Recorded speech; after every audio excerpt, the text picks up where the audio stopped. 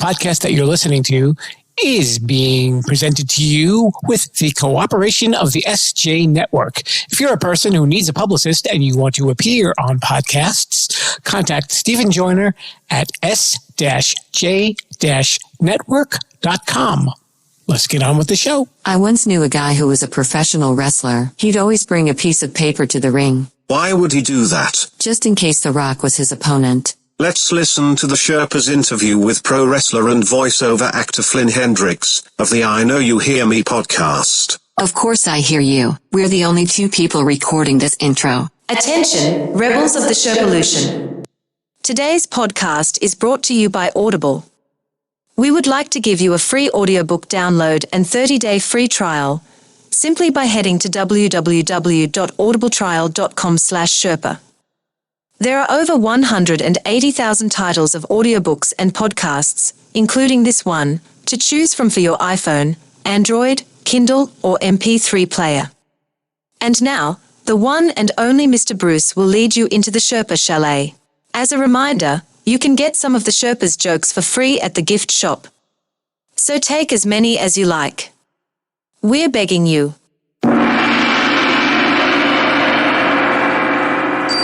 Welcome to Too Many Podcasts, the podcast about podcasts.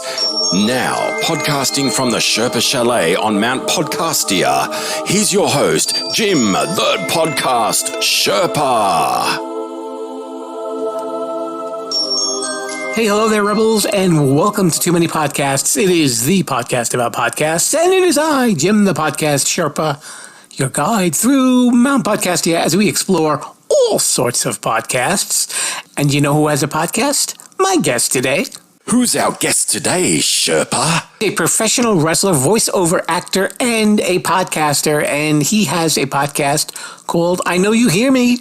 And fortunately, I was at a respectable enough distance for him to not throw me through a table because, you know, he knows about that kind of stuff. And we had a really wonderful conversation about voiceover work and pro wrestling and his experience with the WWE.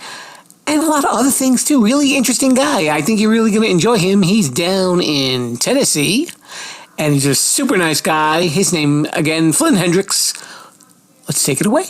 Hello there, Rebels. We are here in the locker room, and my guest is a guy who's been an all-around performer, professional wrestler for 14 years, a podcaster for several years, an ordained minister, and mostly important, a clarinet player. That's true. We don't talk a lot about that one, but that's true too. And oddly enough, we don't talk a lot about the minister thing either. I kind of forgot I was one for a second, but that's just how much I got going on here. And if you're listening to the I Know You Hear Me podcast, you know that voice. His name is Flynn Hendrix. He's joining me from his home in Nashville, Tennessee. Flynn, at long last, we get to meet. At long last. And just to let everybody know, too, and pull back the curtain a little bit, we had originally had this schedule, but this has been like such a roller coaster month for me as we're recording this. It's been up and down, up and down, up and down. We finally were able to lock it in and make it happen, and I'm so glad that we did. And oddly enough, funny you mentioned that, too, about the wrestling thing. As this airs, or around the time this airs, it'll hit the 15-year anniversary for the professional wrestling thing. So the universe has brought this all together in a magical way. Who was your first wrestling idol? I know everybody always has that one favorite.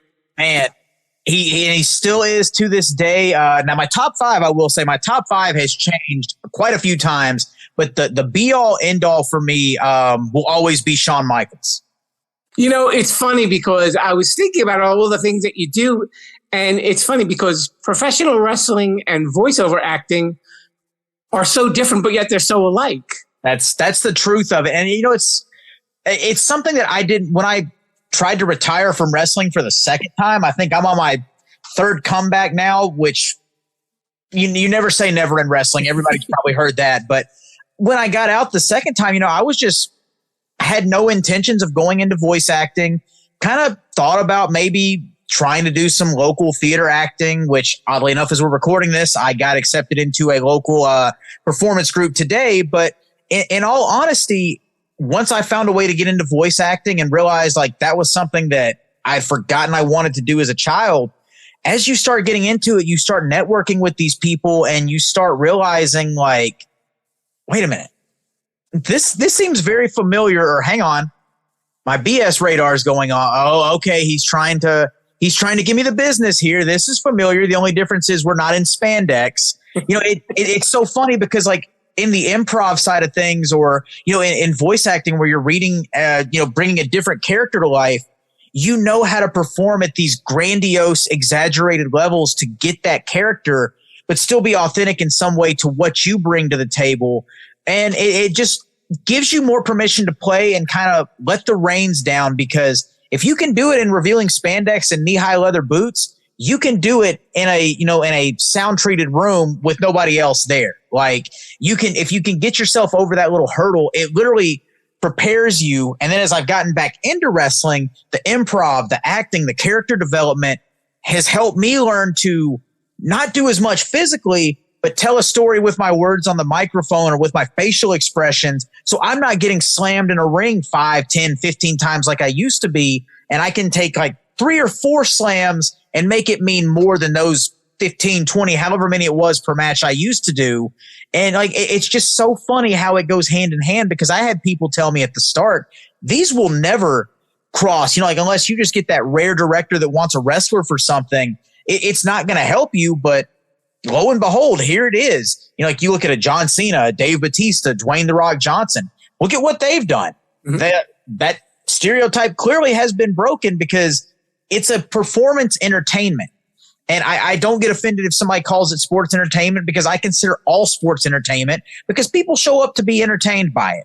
And it's literally a live performance. It's a male-dominated soap opera that tells a story with our bodies and our physicality. So it literally teaches you how to act if you pay attention to what you're doing in the crowd around you. So it's so funny how it's all worked hand in hand to kind of bring this diverse background to a resume I can now present when I, apply for an agency, or when I get behind a microphone. I can literally let all these experiences come out in this read that I'm doing. And it's given me an air of confidence to know that, okay, there's a diverse range out there, but what I'm bringing to the table is uniquely me, because nobody else can do that.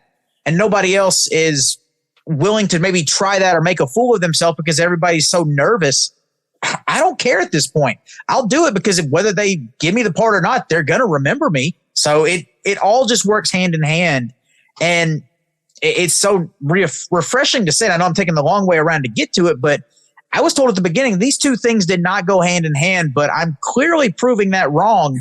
And I came back in January of this year, January of 2022, was not expecting it to be what I am right now. And here I am as we're recording this. In 2 weeks, I'm going to be flying out to Wisconsin to wrestle. I was just on pay-per-view with WWE, and I have more dates, booked throughout the year and New Year's with them. And it's like, what, like, is the universe telling me something I wasn't expecting here? Because this all just came full circle.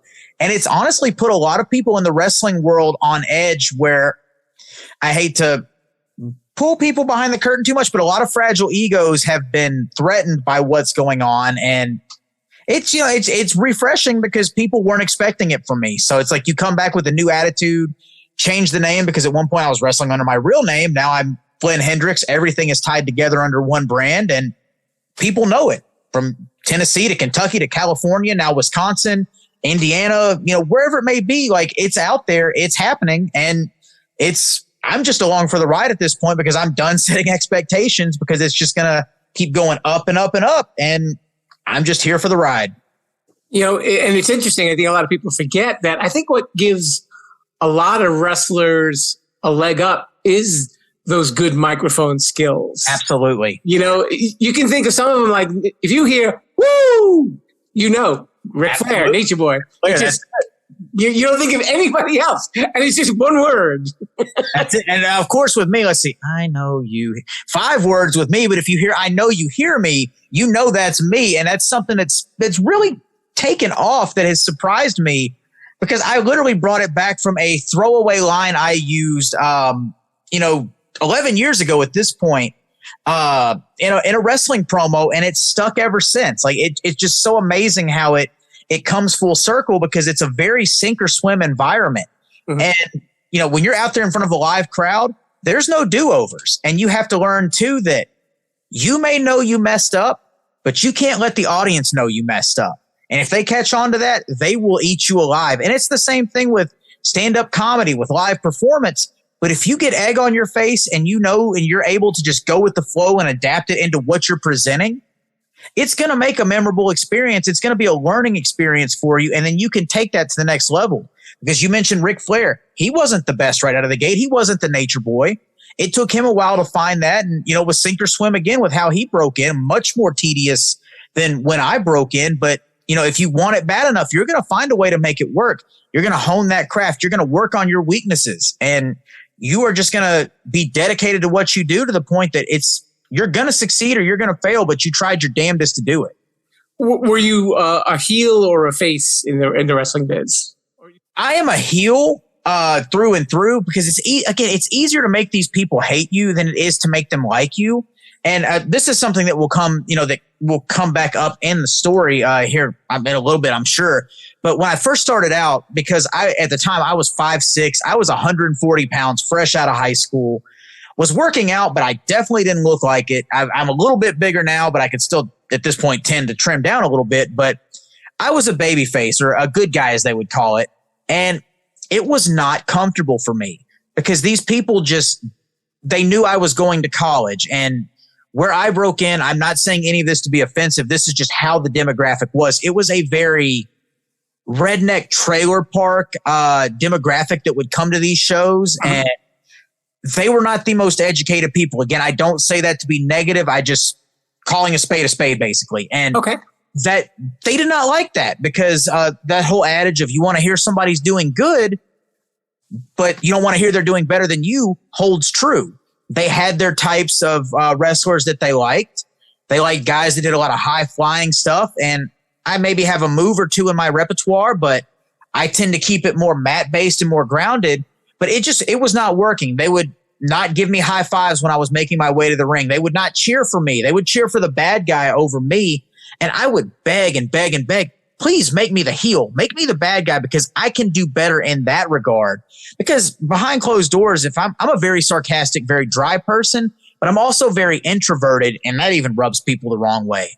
But, it's like it took a year and a half for them to finally see, oh, wait, we're down a heel tonight. Let's give you a try with that.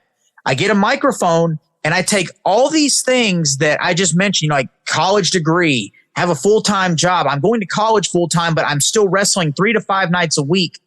And I bring all this out in a promo. I bring real life and reality into it.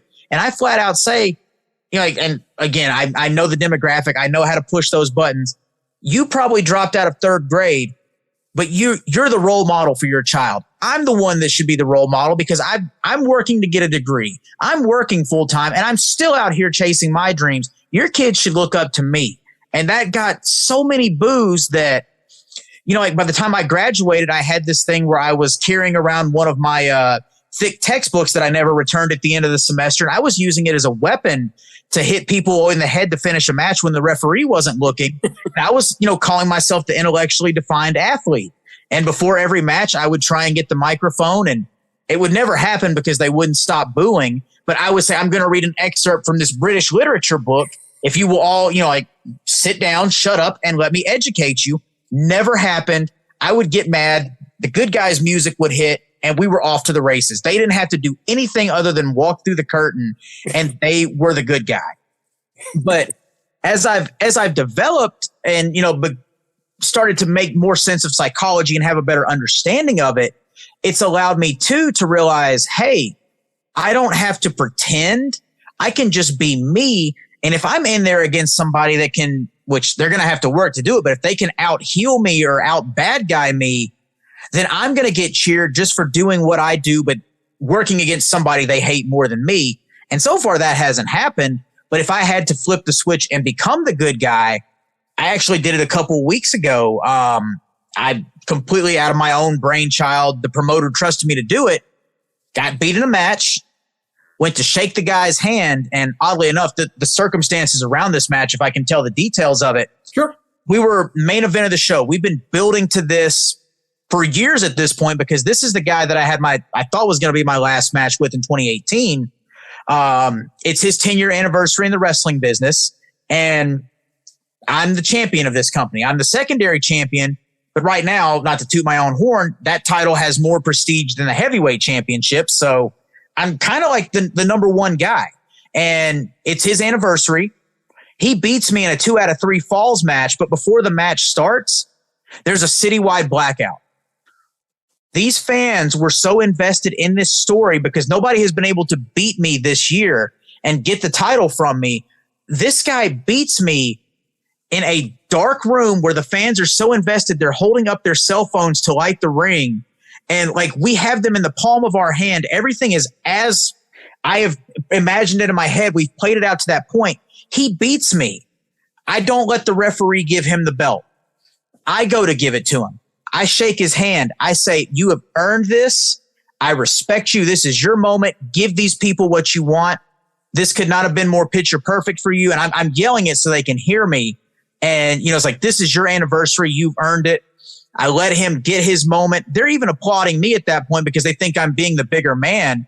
Once he hits the corners and does his poses with the belt and everything, he turns around. I give him the low blow. I take the belt back, nail him with it, run out of the building with it. My truck is strategically parked right by the door. And I peel out of the parking lot in my gear. And like, these people think I'm coming back. They waited around after the show to see if I was coming back. Wow. And they went from hating me to cheering me to hating me again because I stole this guy's belt and circled it all back to how I won the belt originally at the start of the year. But within the span of this story, I took them from hating me to loving me to hating me all over again. And it's just like bringing all this stuff to the table again and paying attention to the energy they're giving me. They wanted to see me shake his hand, but then I turned around and took it right back from them, and it worked out perfectly because now we have a return match that they want to see. So, it's simple storytelling. It's good versus evil, and knowing how to play on the emotions of the people, because a lot of the people these days play wrestler. I say that as respectfully as possible, but people will come out and boo people because they think that's what they're supposed to do. With me, I take it seriously, and I call it method acting because it is. I get myself in that zone where there is nothing redeemable about me. When I'm hosting the podcast, I will be the most likable, compassionate person because I genuinely care, but that's not what you paid for me to come here and do. You paid to want to fight me. You paid to want to see me get beat. And I get so into that zone that I've had people try to come over the rails and fight me. I've had the police department called. I've gotten into fist fights with fans because they hit me when my back was turned and I had to defend myself, but nobody else is getting that, and I'm not on the main TV level, but down here, like, people are acknowledging me, and people will legitimately message these people that I'm having the matches with and say, I hope you beat him. I hope you knock his like they legitimately want me to get beat because they believe it. And I love being that kind of old school Roddy Piper, Harley Race type of heel where it's still real.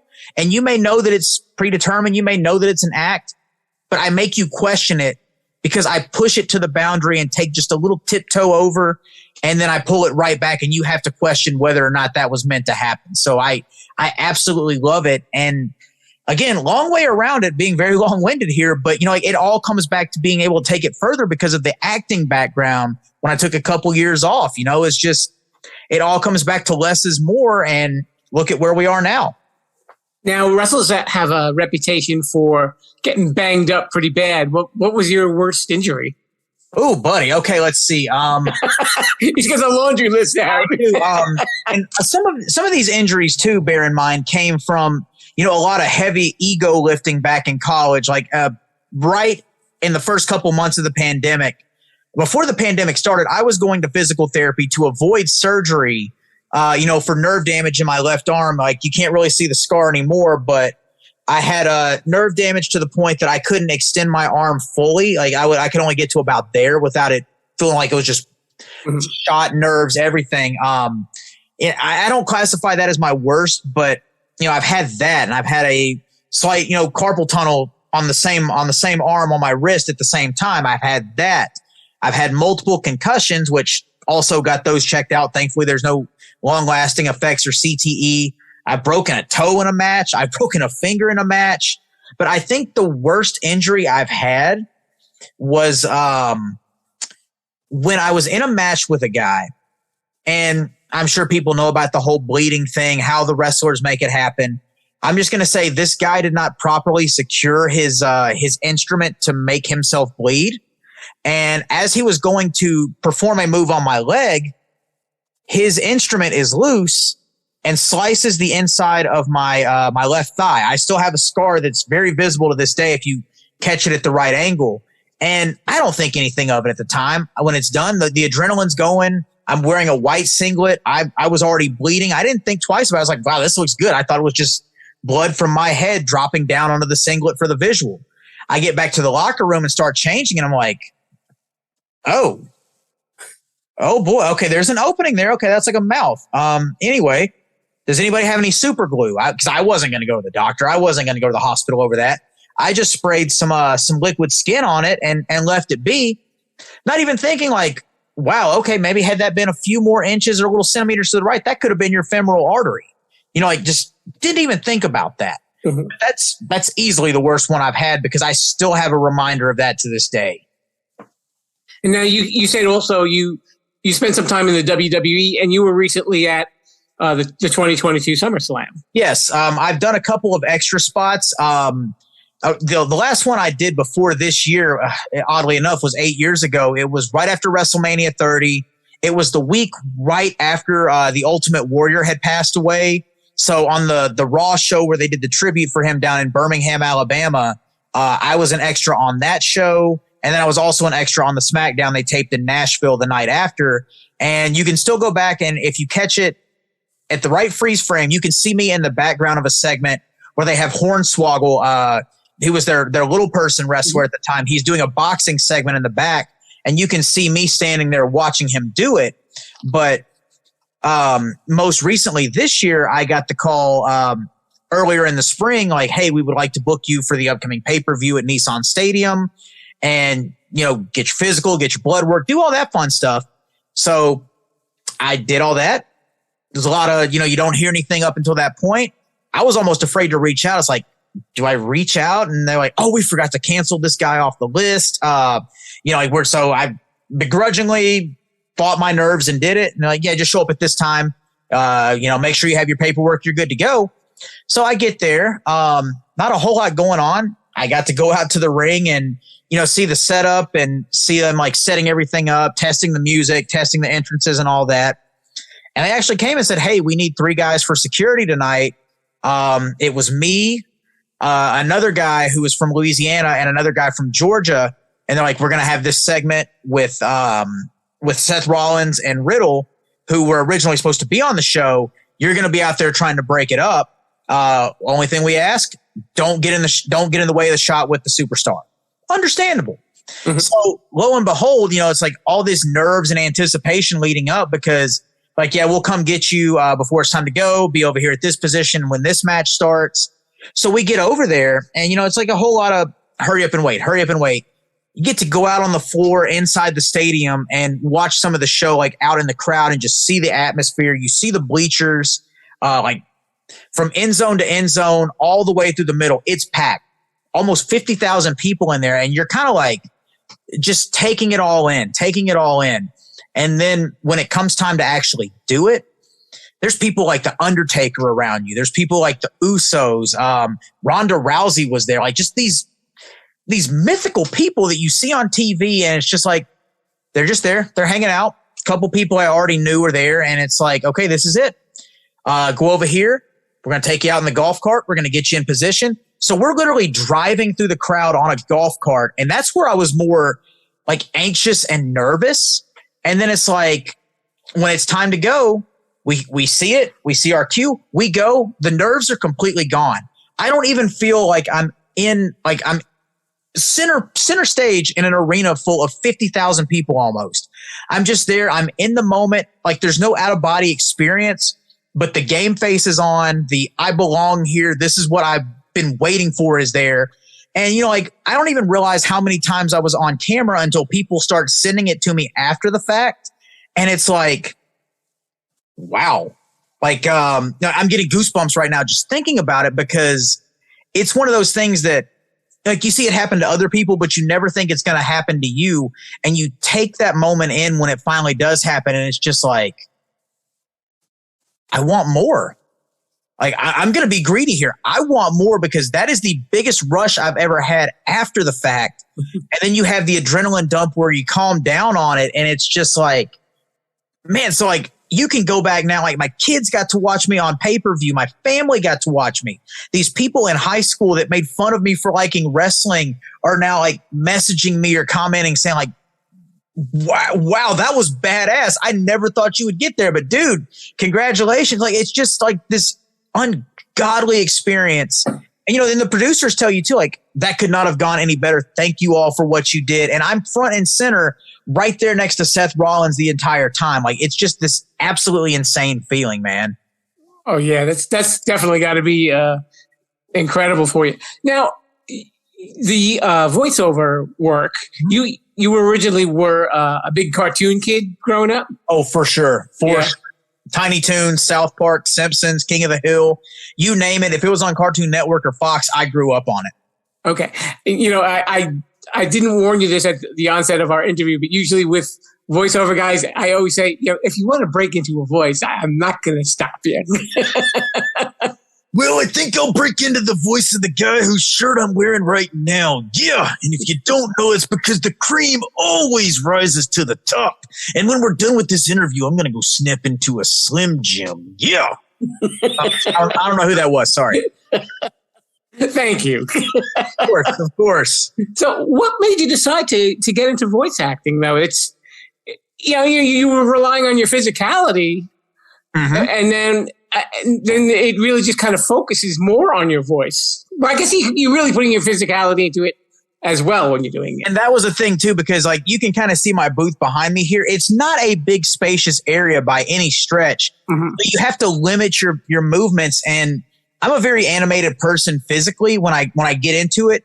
So, and this is something like, if I mentioned some of these cartoons before, Charlie Adler actually pointed out when I was doing a workshop with him. He's like, you're very animated and a lot of your energy comes out through your hands. So when I'm not like out in the ring or I'm not on stage selling or presenting, it's coming to my emotions in my hands, like the punctuation of a sentence.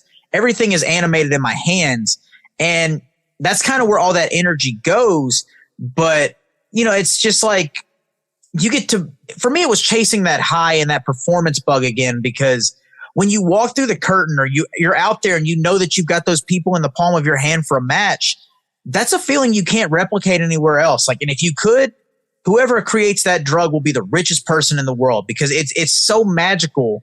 But I was just looking for another way to chase that bug, be home a little bit more, because we had our second child on the way, which tomorrow is his third birthday. So crazy how it all works out. But it's like, I want to be home. I want to be able to play with him, and I don't want to hurt all the time. So I want to find another way to chase this bug. And oddly enough, the universe working as it does, my neighbor up the street does a lot of commercial voiceover and narration. So I started picking his brain about how to get in. And then I saw an ad on Facebook, because we all know that somehow our phones or Facebook or whatever it may be know exactly what we need at that exact moment. I see an ad for like how to get into voiceover with Steve Bloom. And if anybody's familiar with him, he's the voice of the current Toonami Tom. He's Spike Spiegel from Cowboy Bebop, which is where I first knew of him. Then, he's in the Star Wars franchise. He's the voice of most of the stormtroopers you hear now, among other things. And like this guy is willing to teach and share his knowledge and, about like just chasing your dreams and not following these normal stereotypes, because he didn't break in until he was almost mid 40s, maybe early to mid 40s. And he was in debt. He was flat broke. And then something just took off for him because of his voice in one ad. And it just all went from there. And not only that, learning with him gave me access to learn from people like Charlie Adler or Bob Bergen, who's been a guest on my show, who's the voice of Porky Pig. And, you just get to pick the brains of these people and talk to them directly. And it's a humbling experience, but it also brings that inner child in you back to life, because you're getting to talk to the people that shaped your childhood and help mold your dreams if this is where you wanted to follow it. And they actually take the time to answer your question and not just give you a throwaway answer. And then if you're lucky enough, they're offering classes, you get on the waiting list and you get to work with them, and you get experiences like I did where, Charlie, voice of Cow and Chicken, director of Rugrats, whatever you want to say that he's done, challenges me in an improv read. He says, I'm going to challenge you to not use your hands for a read. And then I'm right there at the finish line. I slip up and do something with my hands, but I work it into the script, and he breaks character. And he's like, I was going to be mad at you. I was going to critique that, but you made me laugh, and I'm not mad at it. Kudos. It was one of those like, wow. Like, I didn't want the class to end at that point. It's like, if that's as far as it goes, I'm good with that. That's perfect. It's so magical, but it's also a chance to get back to those childhood feelings and just be a kid again and have fun and hone your craft at the same time. It's so much to say, but it's so much that goes into it, and it gives you a sense of creative fulfillment at the same time. I think especially with like the well-known cartoons and everything like that, I think a lot of the voiceover actors that you're learning from, I think they kind of realize that they're standing on the shoulders of giants. Oh, yeah. And they know that they're part of this legacy that's going to continue. So, they're not threatened by a new voice on the block. And that was a huge thing for me to get comfortable with, because in the world of wrestling, as I mentioned earlier in the show, there is a lot of insecurity. These big muscle men, or these big macho men, as I just did the Randy Savage earlier, have the most fragile egos, and they are so protective of their spots on the show that they will, tell you something to your face, but then they can turn around and stab you in the back as soon as you're walking away. It's literally like the high school cliques and the petty drama all over again. So I came in very guarded, but man, I've met so many people that I haven't even met in person yet, but I feel like I've known them as family for my entire life. And the ones that I have been able to meet in person have been so awesome, so encouraging, and just so down to earth, good people. And they're so supportive. They always cheer you on. Like, more than anything, like in the acting world, if I'm doing something in wrestling or if I'm doing something in acting, either way, they're the ones that are more supportive of it than a lot of the wrestlers are, which again, that's just kind of what everybody's bred into. But it's literally the mentality of, I will clap for you until it's my turn for you to clap for me, because everybody wants to see everybody else succeed. Because in this world, everybody brings these unique traits and qualities to the table, and there is enough room for you at the table. You're not going after somebody's spot. And, let's just say, for example, I get cast, or I get asked to audition for the role of Porky Pig, which is Bob Bergen, who is doing that right now, who took it from Mel Blanc. The proper protocol in that regard would be hey, are you aware of this audition? And are you comfortable with me auditioning for it? I just want to give you the proper respect. And not everybody would do that. But again, it's just paying it forward, because inadvertently, if you don't know that kind of etiquette, you could get a bad rep in the business just because you took somebody else's job. It's all about like cheering for everybody else and being supportive of the community, because they want you to succeed as much as you want to succeed, and vice versa. So it's very supportive, and I was very skeptical of that at the beginning, but I'm glad I was proved wrong. Tell me about what made you decide to do I Know You Hear Me. So in all honesty, that was something that I've sat on, or I had sat on for quite a while. Like, I had friends that had wanted to do like a wrestling style podcast where it's like, what if we talked about how we would have booked things, or what we would have liked to have seen, or what would have happened if they went this way instead of this, or this major moment in wrestling history didn't happen? How would everything have changed that came after that? Like, which had all these different ideas, but it ultimately, my thought process, because I will second guess things until I have beat that horse to death and then some. But I was like, there's so many different wrestling podcasts now. I feel like that would just get lost in the shuffle. Mm-hmm. I want to give something that stands out a little bit. And I started thinking about it. I just kept sitting on it. And one day, because in the professional world, I'm a first aid and safety specialist. I have OSHA certifications, all that fun technical mumbo jumbo stuff. And I'm at one of my customers, and there's a podcast convention going on. I see these guys that are not only wrestlers I've been on shows with, but I see people that are the creators of their shows that got them into the podcast world, hosting these panels about like how to start a podcast, how to be profitable on a podcast, all these different things. And I see these other people that are there learning how to do it. I'm like, okay, I want to do this. I'm tired of sitting around on it. And as I'm saying that, the idea popped into my mind. So many people that have unique stories that the world should know, or probably know something they've done but doesn't know them. Or your brother's a teacher. You have friends that are teachers, and the pandemic is still going on.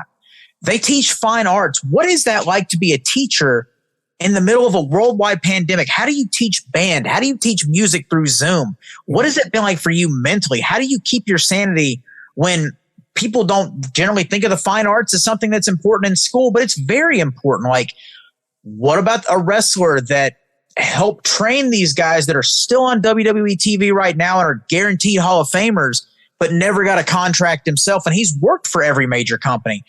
How does he stay motivated? How does he still become a wrestler? So I have all these ideas in mind, and I just start reaching out to people. It's like, hey, just out of curiosity, I'm thinking about starting a show here, and I was wondering if you'd want to come on and tell your story. So I reached out to wrestlers. I reached out to my improv group, fellow actors I know, coaches I've had, just all these different people.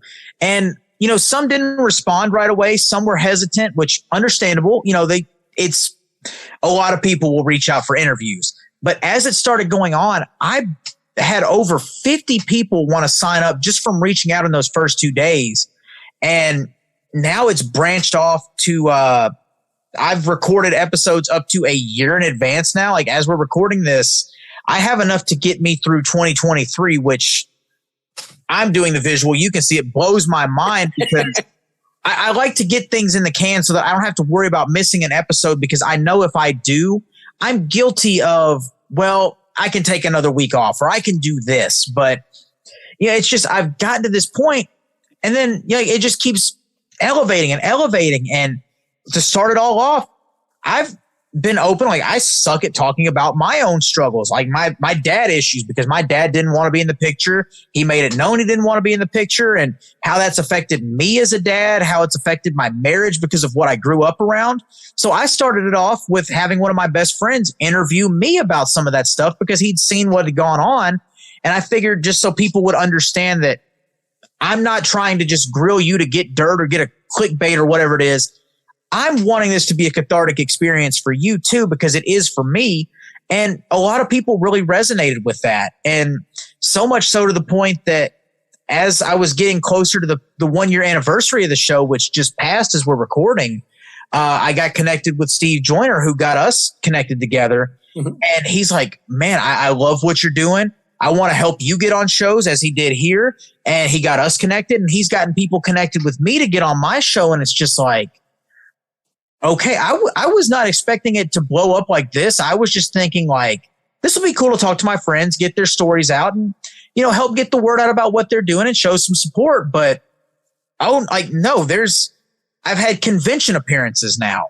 I've had people that are listening in Australia, in Africa, in Europe. And it's like, wow, people want to hear me talk to these people that much. Like, and then the people that I grew up on, they're like, I love the opportunity that we had to chat, because I didn't feel like I was being interviewed. I feel like we were just having a casual conversation, and it was hard for me to accept the compliment because I suck at taking them. But they said, you've got a gift for what you're doing, and I think you should take full advantage to use it and give back to the world, because I really enjoyed this, and I will do anything I can to help you get the word out there about it. And that meant the world to me, because these were people that I grew up like hearing their voices on cartoons. Never thought we would be connected. Never thought we would be friends. And here we are, like UFC Hall of Famers, former WWE superstars, voice actors that I grew up idolizing as a kid. Like, how does that happen? And it's been so amazing because it seems like I think I've hit a peak with it, and then it just keeps getting bigger. I get tired, I get frustrated, and I'm like, man, I'm so exhausted. I want to see if I can reschedule this interview tonight. But then I end up having it, and I end up coming out wide awake, energetic, and smiling on the other side because it's somebody that I didn't get to know their full backstory, even though we may have been friends for a while, or it may be somebody new. But I feel like we've been lifelong friends by the time it's all said and done, and they had a fun time talking too. So it's like it's just a contagious feeling, and it's another way to chase that bug of just feeling like I accomplished something and did some good too, because it's helped a lot of people that have come out on the other side too. Like, well, I didn't know so-and-so went through this, but I've had this struggle and I've never been confident enough to talk about it.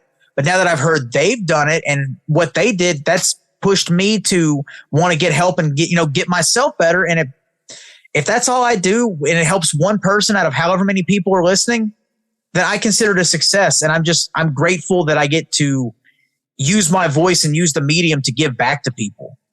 It's interesting that, you're still a young man and you've got already this wealth of experiences. So it seems like the podcast is almost like an outgrowth Absolutely. of all of that, because you really get to tie it all together, because you wouldn't think that the guys who did the cartoon voices and the WWE champions would fit on a podcast, but there you have it. And the funny thing is, the name of it is that wrestling catchphrase I mentioned earlier in the chat. I know you hear me.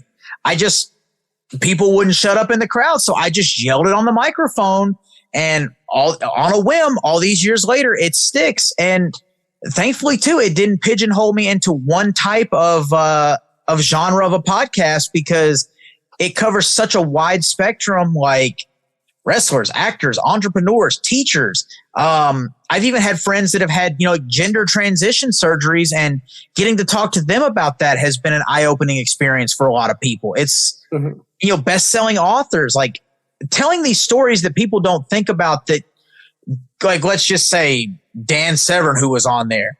Oh yeah, he became UFC champion, but he wasn't an overnight success. Let's talk about everything else that you don't think about that went into that. So, it's so fascinating to get to paint that picture and pull people behind the curtain a little bit if the guest is willing to do so, and be vulnerable about it. That's the cool part of it.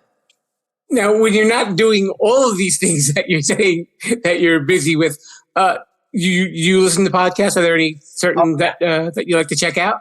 I do, and it drives my wife crazy, because anytime we go somewhere, whether it's my car or hers, I automatically connect the Bluetooth to my phone and just either put on Audible or put on a podcast, because I don't want to listen to the radio. And bad enough as a voice actor to say I hate hearing one good song, then having to change the station to go to another song, or just commercial after commercial after commercial. That drives me crazy. So I'd rather listen to any of the wrestling podcasts that Conrad Thompson does, because he's one of the guys that I was mentioning that I saw at that convention, because I've done tons of shows with Jeff Jarrett. I've been on shows with a lot of these guys that he's talked to, and it's like, and he's a fan that was able to turn this into something that not only gave us entertainment for the road trips, but gives the fans entertainment too, because he knows that perspective and what people want to hear.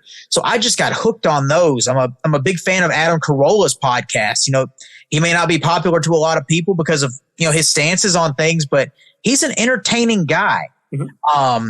Former guest on this show, Andy Harris, had the This American Laugh podcast with SNL's Aristotle Atari, and they were fantastic because they were on Will Ferrell's podcast network. I'm a big fan of Will Ferrell. I do improv, and I loved hearing his story and what they do, and some of the guests they had that were also voice actors I grew up on. So it's just like anything that ties into wrestling, entertainment, or even Dragon Ball, because I'm a huge anime fan. Like any of that stuff, I'm there. Or if I happen to, I'm a big thing on like conspiracy theories too. So like theories of the third kind. I'm a big fan of that, because I like things that are a little bit creepier, that make you think and make you wonder, like, is this real, or is this just people cooking something up? Like, I like to vary it up a little bit, but it's just anything that can keep me involved in something I love, and be where I don't have to be the one creating the content. I can just kind of shut that off, which is very hard to do. It's And it gets me through a workout too, where I don't have to keep like hitting for the next song, and just looking for something. I can just listen to that. I can go in and just get it done. It's nice to just kind of use that to escape. But like I said, my wife hates that when we're driving. So, sorry, honey. And with all that you've done, is there a dream gig that you haven't landed yet that you're hoping to do? Whether wrestling or voiceover? There's quite a few. And I'll be honest, I would love to get hired on with WWE or honestly, even AEW, some company where I can make a full-time living performing, because I would love to be a manager or an on-air broadcaster, commentator, whatever it may be. I would love to do that. But in all honesty, I would just love to somehow, whether it's on camera, behind the microphone, I would love to be cast in the Star Wars franchise in some way, shape, or form. And I would love to, book a role in a Dragon Ball, whether it's a video game, on the show, and one of the movies coming out, whatever it may be. I would love to do those, because those were the two big things growing up for me that were like the epitome and the backbone of my childhood. They're what kept me going when, school sucked or whatever it was. So I love being able to escape into those worlds. And I love the chance to, bring a character to life that may have that impact on somebody else that may be going through something like that. Those are the two bucket lists for me. But in all honesty, I would just love for the work to keep coming and to be able to transition it full time, to not be stuck in the corporate rat race and be on the hamster wheel. I'd love to work from home in the booth and still be there to take my kids to school and be at every baseball practice, whatever it may be, which thankfully I'm able to do that, but I'm having to work in other ways to support that dream and support my family. But I would love for the dream to support my lifestyle and support my family. So outside of those, if the work keeps coming, which the auditions do, I would love to just stay busy and pay the bills with it. We have a portion of the show and it's called Shameless Self-Promotion. Oh, okay. I know you know a little bit about that. Yeah. And this is where you get to let everybody know where they can follow your doings. Shameless self-promotion. Absolutely. So this is the fun part. Let me warm up here a little bit. Ladies and gentlemen, boys and girls, listeners of all ages, the podcast Sherpa himself has been so generous to allow me this portion of time, so I am not going to squander it. You are listening to the Prince of Podcasting, the Emperor of Entertainment, the one-man enterprise himself, the I Know You Hear Me podcast host, and I Know You Hear Me champion, because yes, that belt will be unveiled. As we're recording this next week, I will have an unveiling video, so that will be on YouTube. But if you want to follow everything I'm doing, just go to Linktree/TheFlynnHendrix. It's got my website. It's got my character and commercial demos. It's got my resume. It's got my YouTube channel, all my podcasting endeavors. It's got my social media, my pro wrestling tee store, my wife's Etsy store, where you can also order my shirts and have them shipped directly to you first class. Whatever you need, it's all in that link tree. I make it nice and easy for you. You may see me on WWE TV and pay-per-view again. I can't say for sure, but wink, wink, hint, hint. Be on the lookout there. And just get connected with me on social media, because you never know. I may be coming to your town. And if you have a convention, I'm no stranger to doing live shows there. So get me in touch with your people. And if you come to the show, I may get you on the podcast and have you there too. So go to Linktree/TheFlynnHendrix, get connected, and just keep up with everything I'm doing, because I want to hear from you too. How was that? Perfect. But do you mind if I throw a challenge your way? Please do. Okay. Now, I know you had a YouTube video where you put a bounty out on Vic the Bruiser. Oh, yes. Now, I was wondering if you could do that as a British Shakespearean actor. I do say I definitely could, because as I mentioned in the acting study and getting to work with voice actors that are very highly established in the worlds I love, I got to study with a dialect coach, one Paul St. Peter. People may know him as the nine-tailed fox Kurama on Naruto.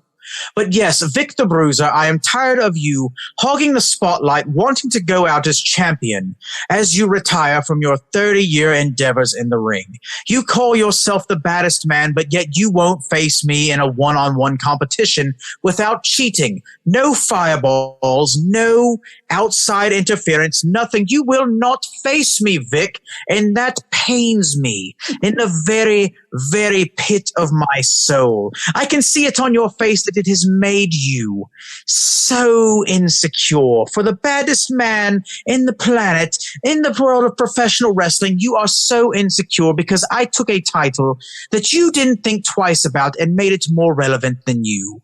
And now I have my sights set on your title, and I don't want you to retire on your terms, Vic. I want you crippled. And I don't care if I have to do it myself or if I have to pay someone else to do it. I will up the earnings. I will up the podcast sponsorships. I will steal from my offspring's educational funds, and I will put you out on my terms and have your belt hand delivered to me. So I will now carry 3 titles to the ring. The Southern States title, which is the most prestigious title in the state of Kentucky because of yours truly. Then I will make your title relevant again, the Ultimate Heavyweight Championship, and I will bring them both to the level of the I Know You Hear Me Championship, which I will unveil on my YouTube channel and make it all more relevant than you, Mr. Bruiser. So someone please that can hear my voice, step up, take the money, cripple him, and hand deliver me the Ultimate Heavyweight Championship and leave with a briefcase full of shillings and a little bit richer. I thank you. I think Mr. Shakespeare would have had a really good drama there. And I will say this too. You probably saw it. My eyes were closed for most of it, but there was no script involved. That was all on the spot. So again, that dialect training and improv all come into play there because were my feelings and emotions real? Were they? Was there a hint of truth in there? I know, but do you? But again, I was able to commit to that character because I believed what I was saying, and you put me on the spot. I didn't have time to think. I just had to commit and go. And that's what it's all about. And this man does it so well. And you can catch his podcast, I Know You Hear Me, or you can catch him in the ring, maybe chasing after Vic the Bruiser. Dick the Bruiser, I think he's retired. He's easier to catch. Supposedly that was his father, but we won't go into the details of all that because Vic's not getting the plugs here. That's me. That's right. Okay. Anyway, this is Flynn Hendrix, and thank you so much for coming by. And brother, thank you so much for the opportunity to be on the show and the platform to do it. I had an absolute blast. Be a rebel. Follow the show at Sherpalution on Twitter, Instagram, and Facebook.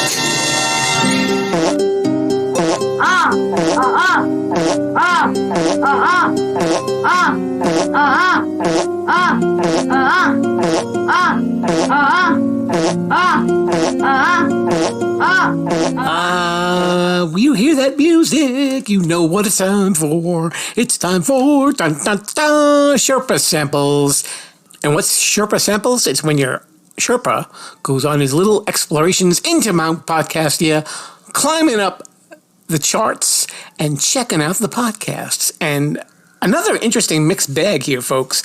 I got to tell you that. So let's talk about some of the titles that we have here. And if there's a title that you like and you'd like to recommend it, you know what you can do. Just message me on social media, Sherpalution, Instagram, Facebook, or Twitter. I will check it out. I will mention your name in the show that the podcast gets sampled. How about that? I promise. And it won't cost you anything. Nothing. Absolutely free. Okay. Let's get on with the show. Let's do it. Okay.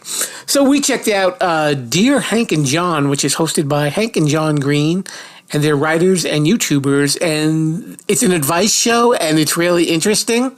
I enjoyed it. They answer questions like, how do I babysit 1,000 ducks? I'm not making this up. All sorts of interesting stuff, not your average run-of-the-mill advice show. I can guarantee you that, and they have a lot of fun, and you will too, listening to it. I also checked out a podcast called Missed Fortune, and this is based on, I guess, an Apple TV Plus program about a group of people who are looking for this fortune that was supposedly buried in the Colorado Rockies. And I guess some of the episodes on the podcast talk about the characters in the show. And I listened to a story about one of the people who was hunting for it, and he had an interesting story as well. Also, there was the Fantasy Football Happy Hour with Matthew Berry, and this guy's gaining a little bit of traction in the podcast world, and it's basically fantasy football. If you're into fantasy football, check it out. And I don't really know that much about it, so I I can't give you the best opinion of it. But the guy sounds like he knows what he's talking about, and he probably knows way more about fantasy football than I probably ever will. I also checked out the Lex Friedman podcast. Now, Lex Friedman is an AI researcher and professor at MIT, the Massachusetts Institute of Technology.